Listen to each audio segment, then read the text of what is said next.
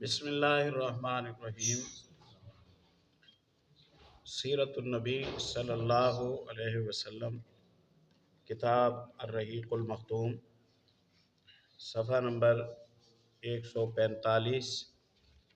نبوت کے یا بعثت نبوی صلی اللہ علیہ وسلم کے چھٹے سال کے حالات۔ ان حالات کی دقتوں، مشقتوں، ظلم، طغیان، لوگوں کی سرکشی کے دوران اللہ رب العزت نے اپنی رحمت کی ایک صورت یہ فرمائی کہ اللہ کے فضل و کرم سے اس سال کے دوران پیارے نبی صلی اللہ علیہ وسلم کے چچا آپ صلی اللہ علیہ وسلم کے دودھ شریک رضائی بھائی، آپ صلی اللہ علیہ وسلم کے ہم عمر، آپ صلی اللہ علیہ وسلم کے قریبی دوست سیدنا حمزہ بن عبد المطلب رضی اللہ تعالیٰ عنہ اسلام قبول کرتے ہیں۔ گویا ظلم و ستم کی جو گھٹائیں چھائی ہوئی تھی، ان میں کچھ روشنی کی اور کچھ امید کی اللہ کی رحمت سے ایک صورت نظر آئی، کیونکہ سیدنا حمزہ رضی اللہ تعالیٰ عنہ کی خاندانی قبائلی نوعیت کی جو ساکھ تھی وہ بہت معتبر تھی۔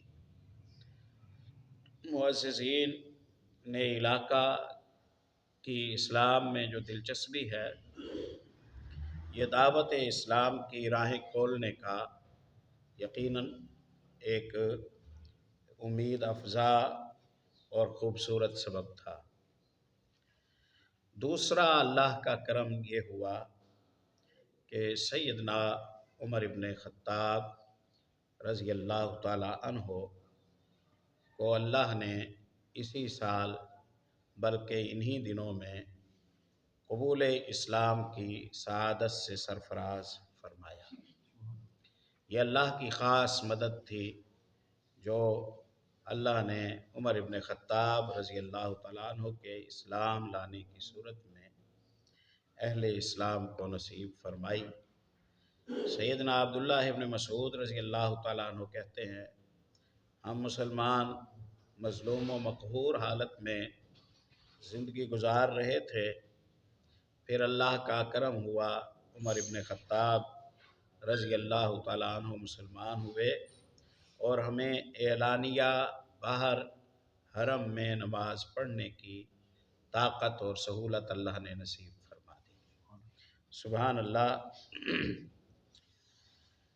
مصنف فرماتے ہیں، ظلم و طغیان کے سیاہ بادلوں کی اسی گھمبیر فضا میں ایک اور برق کے تاباں، ایک چمکتی ہوئی بجلی اور روشنی کا جلوہ نمودار ہوا، جس کی چمک پہلے سے زیادہ خیرہ کن تھی، آنکھوں کو چدھیا دینے والی اور روشنیوں کو پھیلا دینے والی تھی۔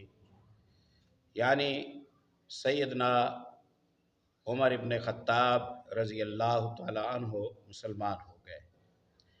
ان کے اسلام لانے کا واقعہ 6 نبوی کا ہے۔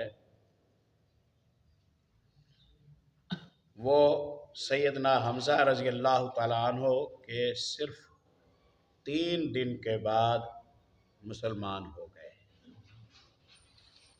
یہاں ٹھہر کر ہم اس نتیجے پر اپنے آپ کو اور اپنے احباب کو پہنچائیں گے کہ اللہ کے متعلق رائے کبھی غلط قائم نہ کریں۔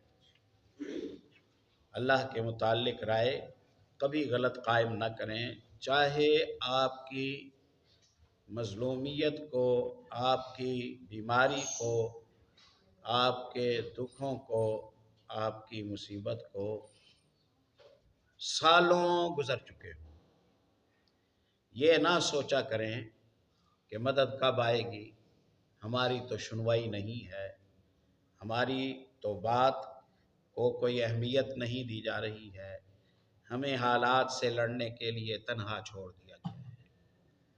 آپ تنہا نہیں ہیں، اور جب دل گھٹے تو اللہ رب العزت سے دعا کیا کریں، رب لا تذرنی فردن وانت خیر الوارثین، اللہ مجھے اکیلا نہ چھوڑ، میں تھک نہ جاؤں، میرے اعصاب کو مضبوط فرما دے، میرے معاون و مددگار پیدا فرما، مجھے تسلی دیں، حوصلہ ہو، میری گھبراہٹ کہیں کوئی مایوسی کا سبب نہ بن جائے۔ تو اب دیکھیے، پیچھے جس ظلم و ستم کا ہم تقریباً پچھلے 100 صفحات سے تذکرہ پڑھتے آ رہے ہیں، اس کو جب اللہ نے اپنی مشیت، اپنی حکمتوں اور اپنی رحمتوں کے ساتھ ختم کرنے کا ارادہ فرمایا، تو اللہ کے فضل و کرم سے صرف 3 دنوں میں 2 ہیرے اللہ نے اہل اسلام کو نصیب فرمائے۔ اور آپ دیکھیے کہ ان 2 محسنین امت مسلمہ کے اسلام لانے کے بعد حالات میں خاطر خواہ تبدیلی آئی۔ جو حالات آپ پیچھے پڑھ کے آئے ہیں، اب وہ حالات نہیں رہے، آگے انشاءاللہ اس پر بات ہوتی ہے۔ اب اہل مکہ نے مل جل کر مقاطعے کا فیصلہ کیا، میٹنگ کی کہ یہ مسئلہ اب حل نہیں ہو رہا، لہٰذا ان سے بائیکاٹ کرو۔ یہ بائیکاٹ اسی وقت کیا جاتا ہے کہ جب اپنا بس نہ چل رہا ہو اور بے بس ہو انسان، گویا یہ ان کا ہتھیار ڈالنا تھا۔ وہ پہلے جو سلسلہ تھا نا، کہ جس کی چاہیں جان لے لیں، جس کو چاہیں انگاروں پر لٹا لیں، جس کو چاہیں گردن میں رسہ ڈال کے گلیوں میں گھسیٹتے پھریں، جیسی چاہیں آوازیں کس لیں، نا، اب وہ حالات نہیں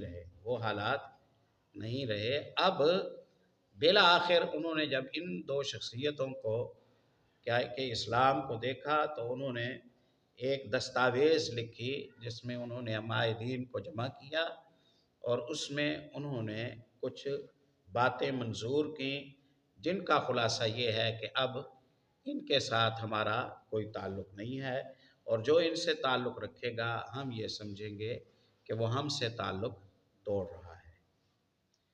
تو گویا اللہ کی طرف سے انعام کی صورت آ گئی۔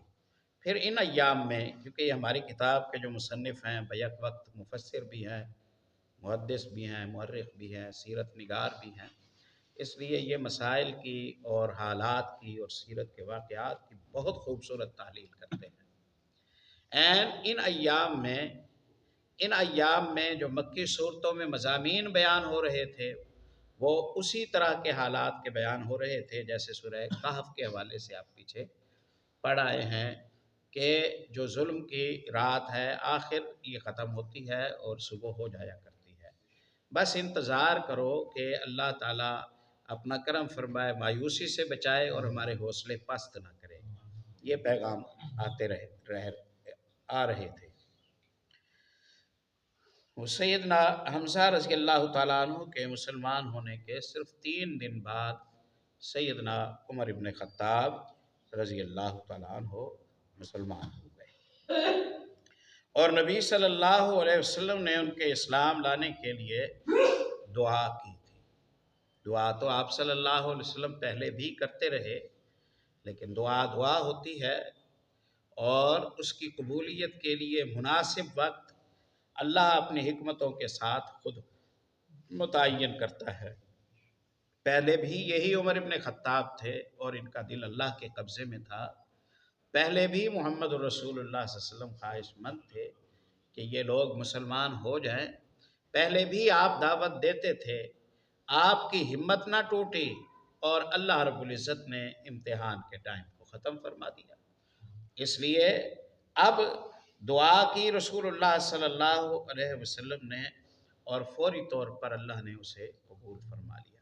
میں ہمیشہ یہ اپنے بھائیوں کو یاد دلاتا ہوں جن دنوں یہ دیکھیں نا کہ آپ مانگ رہے ہیں اور مدد آنے لگ گئی ہے، آپ مانگ رہے ہیں اور مدد آنے لگ گئی ہیں، اس چانس کو گولڈن چانس سمجھیں، یہ موقع ہے التجائے قبول کرانے کا۔ اور جب آپ دیکھیں کہ آپ پھنسے ہوئے تھے اور اللہ نے راستہ دے دیا، آپ کا گھیرا کیا گیا تھا اور آپ کو اللہ نے نجات دے دی، آپ شکست کا سوچ رہے تھے، اللہ نے آپ کو غالب کر دیا، اس کا معنی یہ ہے کہ اللہ کی مدد جاری ہے۔ صرف پھر دنیا نہ مانگیں، اب اللہ سے آخرت بھی مانگ لیں، اب اللہ سے دنیا کی خیرات بھی مانگ لیں۔ تو سبحان اللہ، امام ترمذی رحمۃ اللہ علیہ نے ابن حجر سے روایت کی ہے، اور اسے امام ترمذی نے ابن حجر سے روایت کی ہے، نہیں، ابن حجر نے امام ترمذی سے روایت کی ہوگی۔ ابن حجر 6 صدی ہجری کے ہیں، امام ترمذی 2 صدی ہجری کے ہیں۔ عبارت میں یہ صاحب آ گیا ہے اور اسے صحیح بھی قرار دیا ہے۔ اسی طرح طبرانی نے حضرت ابن مسعود رضی اللہ تعالیٰ عنہ اور حضرت انس رضی اللہ تعالیٰ عنہ سے روایت کی ہے کہ نبی صلی اللہ علیہ وسلم نے فرمایا: اللہم اعز الاسلام بأحب الرجلین الیک بعمر بن الخطاب او بأبی جہل ابن ہشام۔ اے اللہ، اسلام کو طاقت دے، عزت دے، قوت دے اپنے نزدیک ان دو میں سے کسی ایک کے اسلام کے ذریعے، یا عمر ابن خطاب کے ذریعے یا ابو جہل ابن ہشام کے ذریعے۔ عمر ابن ہشام اس کا نام تھا۔ اللہ نے یہ دعا قبول فرمائی اور سیدنا عمر ابن خطاب رضی اللہ عنہ مسلمان ہو گئے۔ ان کے نزدیک ان دونوں سے زیادہ محبوب اللہ کے نزدیک عمر ابن خطاب تھے۔ سیدنا عمر رضی اللہ عنہ کے اسلام لانے سے متعلق جملہ روایات پر مجموعی نظر ڈالنے سے واضح ہوتا ہے کہ ان کے دل میں اسلام رفتہ رفتہ جاگزیں ہوا، اسلام نے جگہ پائی۔ اور اسی طرح ہی ہوتا ہے، نظریات کی جو جذباتی قبولیت ہوتی ہے وہ پائیدار نہیں ہوتی، جو ٹھہراؤ کے ساتھ، سوچ سمجھ کے، تدبر کے ساتھ جو تبدیلی ہوتی ہے وہ پائیدار ہوتی ہے۔ تو آہستہ آہستہ اسلام قبول کرنے کے اسباب بنتے گئے۔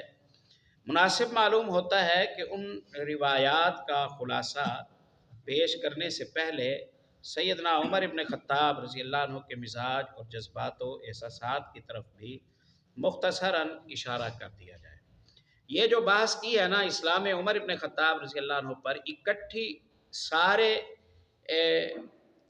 تمام جہاد کا احاطہ کرتے ہوئے یہ نایاب بحث ہے جو صرف یہاں ہمیں میرے علم کے مطابق ملتی ہے۔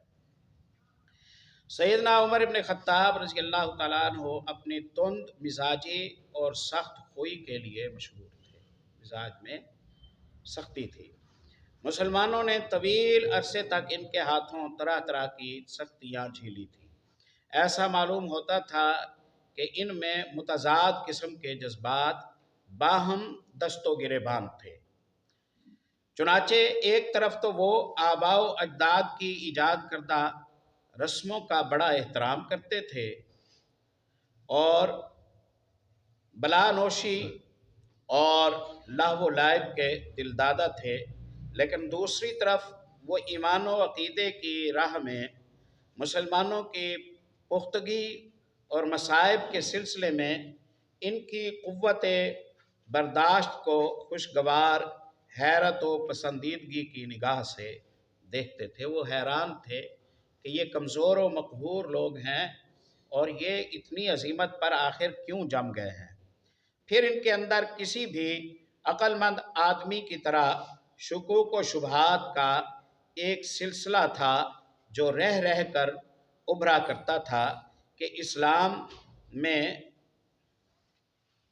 اسلام جس بات کی دعوت دے رہا ہے غالباً وہی زیادہ برتر اور پاکیزہ ہے۔ اس لیے ان کی کیفیت دم میں ماشا دم میں تولا کی سی تھی کہ ابھی بھڑکے اور ابھی ڈھیلے پڑ گئے۔ مزاج میں جب تیزی ہوتی ہے تو تقریباً اسی طرح کا ہی انداز ہوا کرتا ہے۔ سیدنا عمر ابن خطاب رضی اللہ تعالیٰ عنہ کے اسلام لانے کے متعلق تمام روایات کا خلاصہ ما جمع و تطبیق یہ ہے کہ ایک دفعہ انہیں گھر سے باہر رات گزارنی پڑی۔ جمع و تطبیق کا معنی یہ ہے کہ روایتیں مختلف قصے بیان کرتی ہیں اور ہم ان سارے قصوں کو سامنے رکھ کے ان کو ایک ہم آہنگ رخ دے دیتے ہیں، ہم آہنگ رخ دے دیتے ہیں کہ جس میں ان قصوں کے درمیان ربط پیدا ہو جائے اور ٹکراؤ کی صورت نہ بنے۔ سبحان اللہ۔ ایک رات گھر سے باہر گزارنا پڑی، وہ حرم تشریف لائے اور خانہ کعبہ کے پردے میں گھس گئے۔ اس وقت نبی صلی اللہ علیہ وسلم نماز پڑھ رہے تھے اور سورۃ الحاقہ کی تلاوت فرما رہے تھے۔ سیدنا عمر رضی اللہ عنہ قرآن سننے لگے اور اس کی تالیف پر حیرت زدہ رہ گئے۔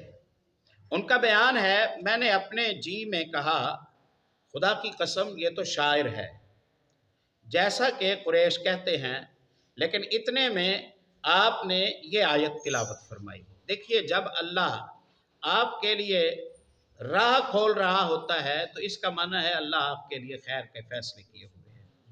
یہ اتفاق ہے، ادھر شبہ پیدا ہوا، ادھر آیت پڑھی، ساتھ ہی حل ہو گیا۔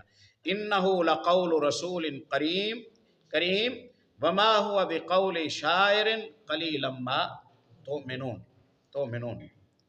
یہ ایک بزرگ رسول کا قول ہے، یہ کسی شاعر کا قول نہیں، تم لوگ کم ہی ایمان لاتے ہو۔ میں نے سوچا کہ شاید شاعر ہیں، فوراً جواب ملا کہ شاعر کا قول نہیں۔ سیدنا عمر کہتے ہیں رضی اللہ عنہ، میں نے اپنے جی میں کہا او ہو یہ تو کاہن ہے، لیکن اتنے میں آپ نے یہ آیت پڑھی وَلَا بِقَوْلِ كَاهِنٍ قَلِيلًا مَا تَذَكَّرُونَ تَنزِيلٌ مِّن رَّبِّ الْعَالَمِينَ۔ یہ کسی کاہن کا، جادوگر کا بھی قول نہیں، تم لوگ کم ہی نصیحت قبول کرتے ہو، یہ اللہ رب العالمین کی طرف سے نازل کیا گیا ہے۔ سیدنا عمر رضی اللہ عنہ کا بیان ہے کہ اس وقت میرے دل میں اسلام جاگزین ہو گیا، یعنی میں ٹھنڈے دل سے سوچنے لگ گیا، کبھی کسی کے بارے میں یہ نہ کہا کریں کہ اس سے نصیحت کرنے کا فائدہ نہیں، چھوڑو پرے اس کے ساتھ کیا وقت ضائع کرتے ہو، چھوڑو پرے اس نے تو قسم کھائی ہوئی ہے۔ نہ، ہر ایک کے لیے ایک وقت ہوتا ہے، اس وقت میں اللہ اسے قبولیت کا راستہ نصیب فرما دیتا ہے، اس وقت اللہ اسے قبولیت کا راستہ نصیب فرما دیتا ہے۔ اللہ اکبر۔ سیدنا عمر رضی اللہ عنہ کا بیان ہے، اچھا یہ پہلا موقع تھا کہ سیدنا عمر رضی اللہ عنہ کے دل میں اسلام کا بیج پڑا، لیکن ابھی ان کے اندر جاہلی جذبات، تقلیدی عصبیت، آباء و اجداد کے دین کی عظمت کے احساسات کا جو چھلکا ہے اتنا مضبوط تھا کہ نہاں خانہ دل کے اندر مچلنے والی حقیقت کو مغز پر غالب رہا، یعنی اب بھی عصبیت جو ہے وہ غالب تھی۔ بہرحال جو بالکل یہ کلیئر تھا نا کہ ہم سنیں گے ہی نہیں، اب کچھ سوچنے لگ گئے۔ اس لیے وہ اس چھلکے کی تہ میں چھپے ہوئے شعور کی پرواہ کیے بغیر اپنے اسلام دشمن عمل میں سرگرداں رہے۔ ان کی طبیعت کی سختی اور رسول اللہ صلی اللہ علیہ وسلم سے فرط عداوت کا یہ حال تھا کہ ایک روز خود جناب محمد الرسول اللہ صلی اللہ علیہ وسلم کا کام تمام کرنے کی نیت سے تلوار لے کر نکل پڑے، لیکن ابھی راستے ہی میں تھے کہ نعیم ابن عبداللہ النحام ادوی رضی اللہ تعالیٰ عنہ سے یا بنو زہرہ یا بنو مخزوم کے کسی آدمی سے ملاقات ہوئی۔ اس نے تیور دیکھ کر پوچھا عمر کہاں کا ارادہ ہے رضی اللہ تعالیٰ عنہ؟ انہوں نے کہا محمد صلی اللہ علیہ وسلم کو قتل کرنے جا رہا۔ उसने कहा मोहम्मद सल्लल्लाहु अलैहि वसल्लम को कत्ल करके बनु हाशिम और बनु ज़ुहरा से कैसे बच सकोगे? बनु हाशिम आपके ददहाल हुए और बनु ज़ुहरा आपके ननहाल हुए। हज़रत उमर रज़ी अल्लाह अन्हु ने कहा मालूम होता है कि तुम भी अपना पिछला दीन छोड़कर बेदीन हो चुके हो।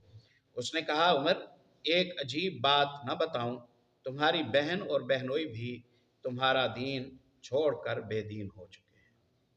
ये दानिशमंदी है, ये दानिशमंदी है जब आपके सर पर कोई ऐसे हालात पैदा हो जाएं कि आपको दो में से एक नुकसान करना ही करना हो, तो छोटे नुकसान को बर्दाश्त करें।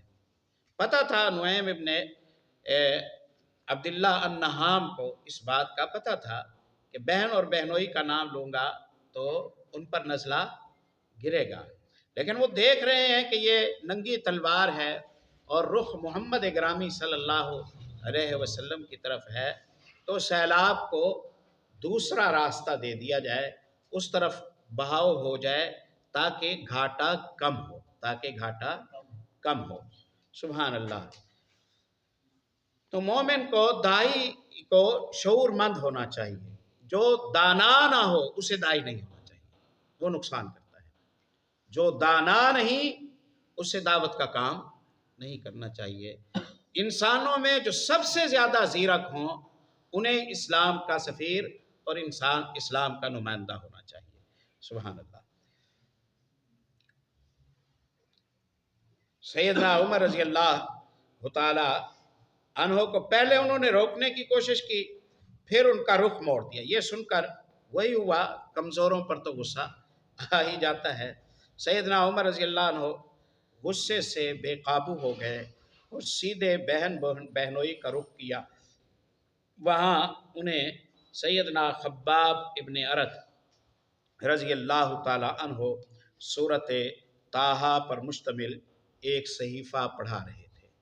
खब्बाब रज़ी अल्लाह अन्हु लोहारों का काम करते थे, पीछे भी तज़किरा हुआ है। इनकी मालका उम्मे अनमार इन्हीं के सर पर गरम लोहा रख कर इनको जलाया करती थी और इनकी कमर पर गरम लोहा रख दिया करती थी। आस इब्ने वाइल ने इन्हीं के पैसे खा लिए थे और कहा था कि क़यामत वाले दिन मेरे बच्चे भी होंगे और मेरे पास पैसा होगा, उसी वक्त कर्जा चुका दूंगा। अब लेना चाहते हो तो अब फिर मोहम्मद से इनकार करो सल्लल्लाहु अलैहि वसल्लम और पैसे ले लो। उन्होंने कहा कि तुम मर के भी जिंदा हो जाए तो मैं ये तो नहीं करूँगा। तो इस पर अल्लाह रब्बुल इज़्ज़त ने आयात नाजिल की, पीछे हमने पढ़ी हैं। अफराई तल्लज़ी कफ़र बि आयातिना वक़ाल लऊतयन्न मालन व वलदा अत्तला अल गैब, आखिर तक ये जो आयात हैं किस सूरत की हैं? सूरह मरियम की हैं। सूरह मरियम की आयात इन्हीं बुज़ुर्गों के मुतालिक सैयदना खब्बाब इब्ने अरत रज़ी अल्लाह तआला अन्हु के मुतालिक नाजिल हुई। बड़ी साहिब अज़ीमत शख्सियत थे। तकलीफ़ का ये आलम था कि चलते हुए लोहे इन पर मुसलसल रखे जाते थे और इनकी मालका इन्हें मुसलसल उम्मे अनमार तकलीफ़ देती रहती थी। और ये अब भी दाइए इस्लाम है, ये अब भी दाइए इस्लाम हैं। और अल्लाह अकबर। और ख़ुद कहा करते थे, बुखारी में हदीस आती है कि रसूलुल्लाह सल्लल्लाहु अलैहि वसल्लम जिहाद फ़ी सबीलिल्लाह के लिए फ़ंड का कहते हमारे पास इतना ना होता कि हम फ़ंड में कुछ जमा करा सकें तो हम मज़दूरियों के लिए निकल जाते थे। सारा दिन लोगों का सामान ढो ढो कर हम मज़दूरी लेते और आके वो फ़ंड में जमा करा दिया करते थे। और आज खुद खब्बाब कहते हैं कि मेरे घर के कोने में 1,00,000 दिरहम पड़े हुए हैं, मुझे नहीं पता कि मैं उसे कहाँ खर्च करूँ। 1,00,000 दिरहम पड़े हुए हैं और मुझे नहीं पता कि मैं कहाँ खर्च करूँ ये। और अब हम उसे खर्च करने के लिए मैं कहता हूँ इतना जो पैसा है, चलो इस दीवार को ढाओ और ऐसे बना दो और इस इमारत को ढा कर अब नया घर बना दो। हम उसको खर्च करने के लिए मट्टी के अलावा हमें और कोई रास्ता नहीं मिलता। ये शुक्र के कलिमात उस वक्त कह रहे हैं कि जब सहाबा की एक जमात इनकी तीमारदारी के लिए गई, सहाबा की एक जमात इनकी तीमारदारी के लिए गई, लंबा अरसा तक बीमार रहे, 7 मरतबा पेट में एक तबाह कराया, छुरी गर्म करके जब वो अंगारे की तरह हो जाए उसे ज़ख़म पर रखा जाता था ताकि ज़ख़म के असरात जल जाए।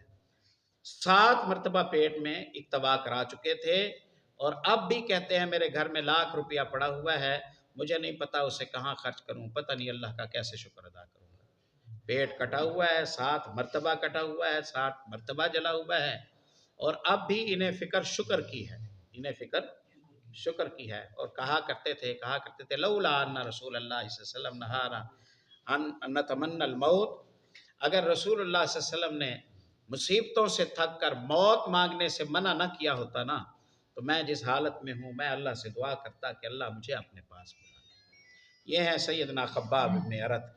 क्या नसीब हैं कि अल्लाह रब्बुल इज़्ज़त ने इन्हें इन हालात में इस्लाम की दावत का और कुरान की तालीम का मौका दिया।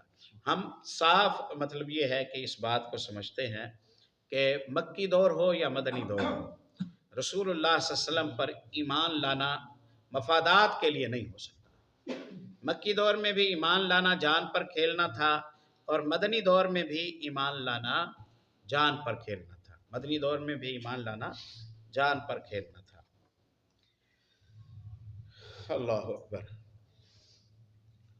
गोया सूरत ताहा छठी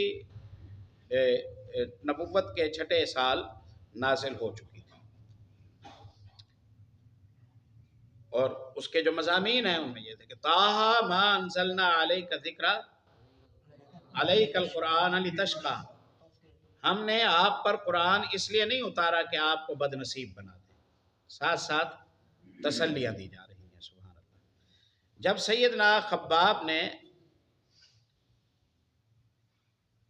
सैयदना उमर रज़ी अल्लाह अन्हु की आहट सुनी तो घर के अंदर छुप गए, और हज़रत उमर की बहन फ़ातिमा ने सहीफ़ा छुपा दिया। लेकिन सैयदना उमर रज़ी अल्लाह तआला अन्हु घर के करीब पहुंचकर सैयदना खब्बाब की क़िरात सुन चुके थे। चुनाचे पूछा, ये कैसी धीमी धीमी सी आवाज़ थी जो तुम लोगों के पास मैंने सुनी? उन्होंने कहा, कुछ भी नहीं, बस हम आपस में बातें कर रहे थे। सैयदना उमर रज़ी अल्लाह अन्हु ने कहा, गालिबन तुम दोनों बेदीन हो चुके हो।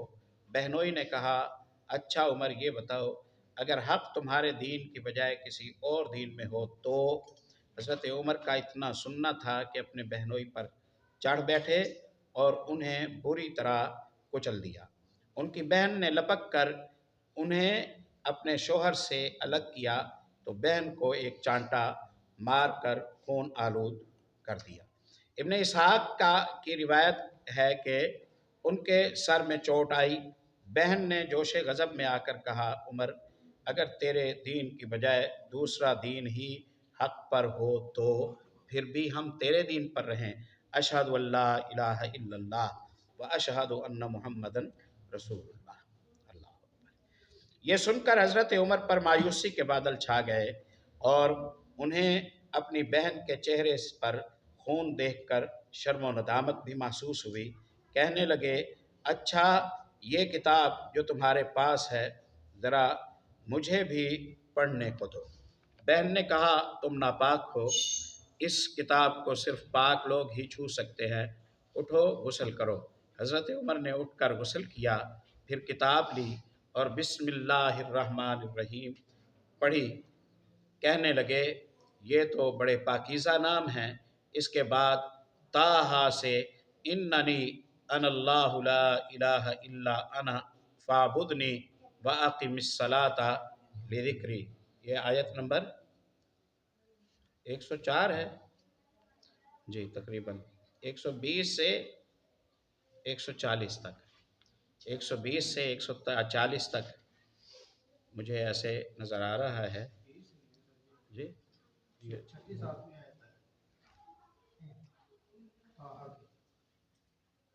114 से 20 है। माशाल्लाह, मुतशाबे भी ज़्यादा लग गया है। खैर, ये आयात हैं। 114 से 20। ताहा 20वीं सूरत है। हाँ, ये बात ठीक है, ये बात से ठीक है। 1 से 14 तक, 1 से 14 तक। कारी साहब सुनाएंगे ये आयतें? मुश्किल है, शार्ट ही जाएगी आज, हैं? चल नहीं, टाइम हमारे पास महदूद है। खैर, تک قرات کی، کہنے لگے یہ تو بڑا عمدہ اور محترم کلام ہے، مجھے محمد صلی اللہ علیہ وسلم کا پتہ بتاؤ، مجھے محمد صلی اللہ علیہ وسلم کا پتہ بتاؤ۔ اللہ اکبر۔ آپ نے دیکھا کہ آنے والا کس مقصد سے آتا ہے، اور اللہ جب ارادہ کرتا ہے تو کیسے رخ کو موڑ دیتا ہے۔ سبحان اللہ، سبحان اللہ۔ سیدنا خباب، سیدنا عمر رضی اللہ عنہ کا کہ یہ فقرے سن کر اندر سے باہر آئے، کہنے لگے کہ عمر خوش ہو جاؤ، مجھے امید ہے رسول اللہ نے جمعرات کی رات تمہارے متعلق جو دعا کی تھی، اے اللہ عمر ابن خطاب یا ابو جہل ابن ہشام کے ذریعے اسلام کو قوت پہنچا، یہ وہی دعا ہے۔ اس وقت رسول اللہ صلی اللہ علیہ وسلم کوہ صفا کے پاس والے مکان میں تشریف فرما ہے۔ پناہ دینے والے پر جان قربان ہماری، ارقم ابن ابی ارقم، جس نے مکان ان حالات میں اہل اسلام کے لیے کھول دیا۔ سبحان اللہ۔ یہ سن کر سیدنا عمر رضی اللہ عنہ نے اپنی تلوار حمائل کی اور اس گھر کی طرف آ کر دروازے پر دستک دی۔ ایک آدمی نے اٹھ کر دروازے کی دراز سے جھانکا تو دیکھا کہ عمر حمائل، تلوار حمائل کیے موجود ہیں۔ لپک کر رسول اللہ صلی اللہ علیہ وسلم کو اطلاع دی اور سارے لوگ سمٹ کر یکجا ہو گئے۔ سیدنا حمزہ رضی اللہ عنہ نے پوچھا کیا بات ہے؟ لوگوں نے کہا عمر ہے۔ سیدنا حمزہ نے کہا کہ بس عمر ہے، دروازہ کھول دو، اگر وہ خیر کی نیت سے آیا ہے تو اسے ہم خیر عطا کریں گے، اور اگر کوئی برا ارادہ لے کر آیا ہے تو ہم اسی کی تلوار سے اس کا کام تمام کر دیں گے۔ اللہ اکبر۔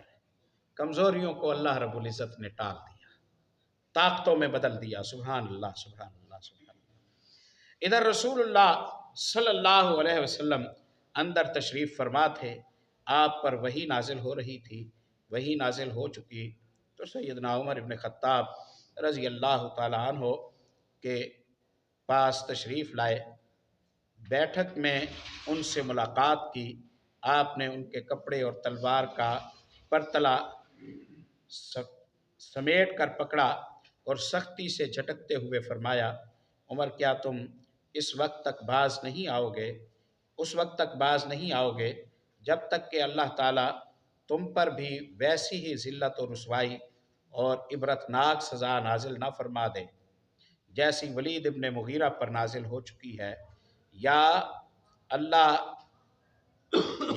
یہ عمر ابن خطاب ہے، یا اللہ اسلام کو عمر ابن خطاب کے ذریعے قوت و عزت عطا فرما۔ آپ کے اس ارشاد کے بعد سیدنا عمر ابن خطاب حلقہ بگوش اسلام ہوئے اور کہا اشہد اللہ الہ الا اللہ و انک رسول اللہ۔ سبحان اللہ۔ یہ سن کر گھر کے اندر موجود صحابہ نے اس زور سے تکبیر کہی کہ مسجد حرام والوں کو سنائی پڑی۔ معلوم ہے کہ حضرت عمر کی زور آوری کا حال یہ تھا کہ کوئی ان سے مقابلے کی جرت نہ کرتا تھا، اس لیے ان کے مسلمان ہو جانے سے مشرکین میں کوہرام مچ گیا اور انہیں بڑی ذلت و رسوائی محسوس ہوئی۔ دوسری طرف ان کے اسلام لانے سے مسلمانوں کو بڑی عزت و قوت، شرف و اعزاز، مسرت و شادمانی حاصل ہوئی۔ چنانچہ ابن اسحاق نے اپنی سند سے سیدنا عمر ابن خطاب کا بیان روایت کیا ہے، جب میں مسلمان ہوا تو میں نے سوچا کہ مکے کا کون شخص رسول اللہ صلی اللہ علیہ وسلم کا سب سے بڑا اور سخت ترین دشمن ہے۔ پھر میں نے جی میں کہا یہ ابو جہل ہے۔ اس کے بعد میں نے اس کے گھر جا کر اس کا دروازہ کھٹکھٹایا، وہ باہر آیا اور دیکھ کر بولا کہ اہلاً وسہلا، خوش آمدید، خوش آمدید، کیسے آنا ہوا؟ میں نے کہا تمہیں یہ بتانے آیا ہوں کہ میں اللہ اور اس کے رسول محمد صلی اللہ علیہ وسلم پر ایمان لا چکا ہوں۔ سبحان اللہ۔ اور لا چکا ہوں اور جو کچھ وہ لے کر آئے ہیں ان کی تصدیق کر چکا ہوں۔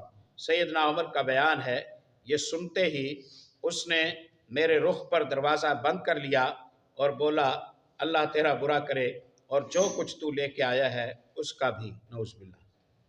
امام ابن جوزی نے سیدنا عمر رضی اللہ عنہ سے یہ روایت نقل کی ہے کہ جب کوئی شخص مسلمان ہو جاتا تو لوگ اس کے پیچھے پڑ جاتے، اسے زد و کوب کرتے اور وہ بھی انہیں مارتا۔ اس لیے جب میں مسلمان ہوا تو اپنے ماموں عاصی ابن ہاشم کے پاس گیا اور اسے خبر دی۔ وہ گھر کے اندر گھس گیا، پھر قریش کے بڑے آدمی کے پاس گیا، شاید ابو جہل کی طرف اشارہ ہے، اور اسے خبر دی اور وہ بھی گھر کے اندر گھس گیا۔ میرا خیال ہے یہی ماموں ہیں عمر ابن خطاب رضی اللہ عنہ کے، جو بدر کی جنگ میں عمر رضی اللہ عنہ کے ہاتھوں مارے گئے تھے یا قیدیوں میں سے تھے۔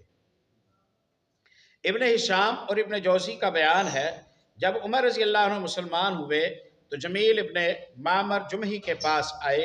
یہ شخص کسی بات کا ڈھول پیٹنے میں پورے قریش کے اندر سب سے زیادہ ممتاز تھا۔ جس بندے میں جو صلاحیت ہے اس کی اس صلاحیت کو اسلام کی خدمت میں لگا دو۔ کوئی اچھا بول لیتا ہے، کوئی اچھا کھیل لیتا ہے، کوئی اچھا کاروباری ہے، کسی کی سیاسی ساکھ اچھی ہے، سب کو اسلام کی چوکیداری اور خدمت پر لگا دو۔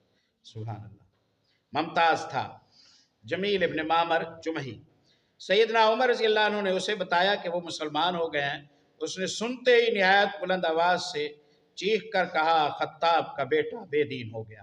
حضرت عمر اس کے پیچھے ہی تھے، بولے یہ جھوٹ کہتا ہے، میں مسلمان ہو گیا ہوں۔ بہرحال لوگ حضرت عمر پر ٹوٹ پڑے اور مار پیٹ شروع ہو گئی۔ لوگ حضرت عمر کو مار رہے تھے اور حضرت عمر لوگوں کو مار رہے تھے، یہاں تک کہ سورج سر پر آ گیا۔ سیدنا عمر رضی اللہ عنہ تھک کر بیٹھ گئے، لوگ سر پر سوار تھے۔ سیدنا عمر رضی اللہ عنہ نے کہا جو بن پڑے کر لو، خدا کی قسم اگر تم لوگ 300 کی تعداد میں ہوتے تو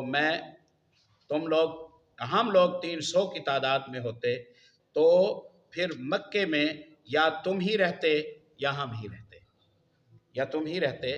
یہ اس طرح کا ٹکراؤ بس پہلی دفعہ ہوا ہے، ورنہ یک طرفہ سارا سلسلہ چل رہا تھا تو گیدڑ بھی شیر بنے ہوئے تھے، اور اب جب ٹکر آئی ہے تو اب انشاءاللہ معاملات میں بہتری آ گئی۔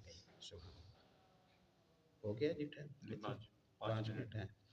اس کے بعد قریش نے اس ارادے سے سیدنا عمر رضی اللہ عنہ کو کہ گھر پر حلہ بول دیا کہ انہیں جان سے مار ڈالیں۔ یہی آخری حربہ ہے۔ چنانچہ صحیح بخاری میں ابن عمر رضی اللہ تعالیٰ عنہ سے مروی ہے، سیدنا عمر رضی اللہ عنہ خوف کے حالت میں گھر کے اندر تھے کہ اس دوران ابو عمرو ابن وائل سہمی آ گیا اور وہ دھاری دار یمنی چادر کا جوڑا اور ریشمی گوٹے سے آراستہ کرتا زیب تن کیے ہوئے تھا۔ عاص ابن وائل وہی عمرو ابن عاص رضی اللہ عنہ کا والد، اس کا تعلق قبیلہ سہم سے تھا، اور یہ قبیلہ جاہلیت میں ہمارا حلیف تھا، قبائل جیسے ایک دوسرے کے دوست ہوتے ہیں۔ اس نے پوچھا کیا بات ہے؟ سیدنا عمر رضی اللہ عنہ نے کہا میں مسلمان ہو گیا ہوں، اس لیے آپ کی قوم مجھے قتل کرنا چاہتی ہے۔ عاص نے کہا یہ ممکن نہیں۔ عاص کی یہ بات سن کر مجھے اطمینان ہو گیا۔ اس کے بعد عاص وہاں سے نکلا اور لوگوں سے ملا۔ اس وقت حالت یہ تھی کہ لوگوں کی بھیڑ وادی میں کھچا کچ بھری ہوئی تھی۔ عاص نے پوچھا کہاں کا ارادہ ہے؟ لوگوں نے کہا خطاب کا بیٹا مطلوب ہے جو بے دین ہو گیا ہے۔ عاص نے کہا اس کی طرف کوئی راہ نہیں۔ یہ سنتے ہی لوگ واپس چلے گئے۔ ساکھ والا انسان تھا، اس نے ٹال دیا۔ یہ اللہ کی طرف سے مدد تھی، ورنہ عاص ابن وائل کی جو موت ہے وہ کفر اور شرک کی حالت میں ہوئی ہے۔ اور اس طرح کی جو تعاون کی جو صورت ہے یہ تو خود رسول اللہ صلی اللہ علیہ وسلم کے لیے بھی مطعم ابن عدی نے کی تھی۔ جب آپ صلی اللہ علیہ وسلم آگے پڑھیں گے طائف سے واپس آئے تو مطعم ابن عدی کی طرف پیغام بھیجا کہ دستور کے مطابق امان کے ساتھ مجھے مکے میں داخل ہونا ہے، اگر تم امان دو تو میں مکے میں آ جاؤں۔ تو یہ شخص یعنی مطعم ابن عدی اپنے جوان بیٹوں کو مسلح کر کے سوار ہو کر آیا اور محمد صلی اللہ علیہ وسلم کو مکے کے اندر لے آیا، مکے کے اندر ले आया और इसने ऐलान किया मैंने मोहम्मद सल्लल्लाहु अलैहि वसल्लम को अमान दी है और जो कोई इन्हें तकलीफ़ देगा मैं समझूंगा कि उसने मुझे तकलीफ़ दी है, ख्याल रखना। तो इस एहसान को आप सल्लल्लाहु अलैहि वसल्लम ने याद फरमाया। बदर वाले दिन आपने कहा था कि आज अगर मुतइम इब्न अदी ज़िंदा होता और वो सिफारिश करता तो उसके एक जुमले पर मैं सारे बदरी कैदियों को मुफ्त में छोड़ देता। उसने ये एहसान किया, तो इसका ये माना नहीं है कि काफरों से मोहब्बतें हैं या काफरों से ये है वो है, नहीं नहीं, मनफी जुमले नहीं बोलने चाहिए। मनफी जुमले उसी मुआशरे में रहते हैं, वहीं जमे हैं, पले हैं, बचपना जवानी सारी गुजरी है। तो इस तरह के जो रुझानात हैं, ये रुझानात इस्लाम पर कंप्रोमाइज़ का सबब बने, सवाल ही पैदा नहीं, इसका सवाल ही पैदा नहीं होता। उमर इब्ने अबू बकर सिद्दीक रज़ी अल्लाह अन्हु कहते हैं, आगे पढ़ेंगे आप, मैं हिजरत करके जा रहा था और बरकुल गुमात में जब पहुंचा तो वहाँ का सरबराह मुझे मिला, इब्न दुगुन्ना। उसने कहा कहाँ? मैंने कहा कि कौम के लोग रहने नहीं देते, ये पीछे मेरे ख्याल गुजर चुका है। तो उसने कहा ना आप जैसों को निकाला जाना चाहिए ना आप जैसों को निकलना चाहिए, आप मेरे साथ चलें, मैं अपनी अमान में आपको मक्के में छोड़ आता हूँ। और मक्के में वो इब्न दुगुन्ना छोड़ गया। इसके बावजूद कि इब्न दुगुन्ना ने यह एहसान किया, अबू बकर सिद्दीक रज़ी अल्लाह तआला अन्हु का सारा रुझान इस्लाम की खिदमत में था। हम ये समझते हैं कि बाज़ दफ़ा अल्लाह किसी फासिक, फाजिर, काफिर, मुशरिक से इस्लाम की खिदमत का और मुसलमानों की खिदमत का काम ले लेता है, इसमें अल्लाह की अज़मत की निशानी है, इसमें अल्लाह की अज़मत की निशानी है। मनफी अंदाज से ये नहीं देखना चाहिए आखिर क्या ताल्लुक़ था, क्या वजह थी, क्या मफादात थे, नहीं नहीं नहीं नहीं, शौकनों की तरह ना सोचा करें, यानी दुश्मनों की तरह ना सोचा करें। शौकनी तो दुश्मन नहीं होनी चाहिए। मेरा मकसद ये है कि मुखालिफ निगाह से ना देखा करें, मुस्बत रुख दें, मुस्बत रुख दें। ये आस इब्न वाइल जो खब्बाब इब्न अरत रज़ी अल्लाह तआला को उनके इस्लाम होने पर उसके पैसे खा गया, उसके मुसलमान होने पर उसके पैसे खा गया, वो कमज़ोर था, इस ताकतवर बंदे के इस्लाम पर उसने बहरहाल टाल दिया। अपने अपने मफादात होते हैं, सियासी मफादात भी हो सकते हैं, जो भी हो। बहरहाल इसमें हमारे पेश नज़र ये है कि उमर इब्न खत्ताब रज़ी अल्लाह तआला अन्हु की दीनदारी पर कोई इसमें उंगली नहीं उठती। इब्न इसहाक की एक रिवायत में है कि वल्लाह ऐसा लगता था कि गोया वो लोग एक कपड़ा थे जिसे उसके ऊपर से झटक कर फेंक दिया गया, यानी या तो पूरा जुलूस था आया हुआ या टल गए। सैयदना उमर रज़ी अल्लाह अन्हु के इस्लाम लाने पर यह कैफियत तो मुशरिकीन की हुई, बाकी रहे मुसलमान तो उनके अहवाल का अंदाज़ा इससे हो सकता है कि मुजाहिद ने इब्न अब्बास से रिवायत किया है, मुजाहिद ने इब्न अब्बास से रिवायत किया है। इब्न अब्बास अहले बैत से हैं, इब्न अब्बास अहले बैत से हैं। ये मुहद्दिस की फ़क़ाहत है कि खत्ताब के बेटे की फजीलत बयान होगी तो अहले बैत के ज़बान से होगी, जैसे हमने जिक्र किया। मैंने उमर इब्न खत्ताब से दरियाफ़्त किया कि किस वजह से आपका लक़ब फ़ारूक पड़ा। ये इनके फ़ारूक होने के रावी गोया इब्न अब्बास हैं।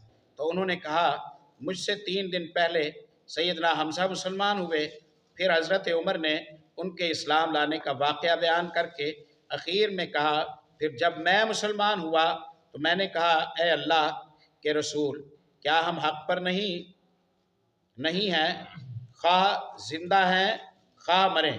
आपने फरमाया क्यों नहीं, उस ज़ात की कसम जिसके हाथ में मेरी जान है, तुम लोग हक़ पर हो, खा जिंदा रहो खा मौत से दो चार हो जाओ। सैयदना उमर रज़ी अल्लाह तआला अन्हु कहते हैं, तब मैंने कहा कि फिर छुपना कैसा, उस ज़ात की कसम जिसने आपको हक़ के साथ मबूस फरमाया है, हम ज़रूर बाहर निकलेंगे। चुनाचे हम 2 सफ़ों में आपके हमराह बाहर आए, एक सफ़ में हमज़ा थे और एक में मैं था। सुबहान अल्लाह, सुबहान अल्लाह, क्या खूबसूरत मंज़र होगा।